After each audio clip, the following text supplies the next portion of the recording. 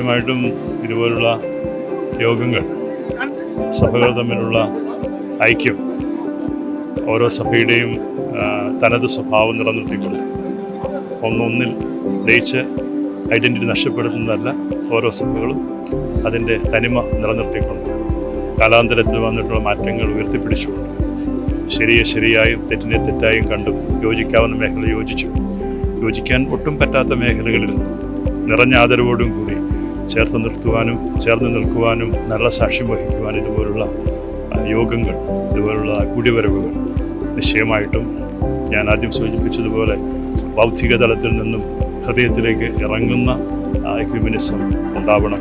അതിൽ എല്ലാവർക്കും ഒന്നിച്ചു നിന്നുകൊണ്ട് ദൈവസ്നേഹം പ്രഘോഷിക്കുവാൻ കഴിയട്ടെ.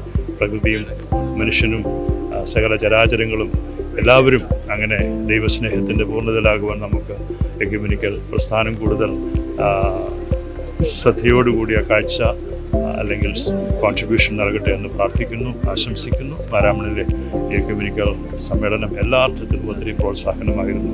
നമുക്ക് ദൈവത്തെ മഹത്വപ്പെടുത്താം.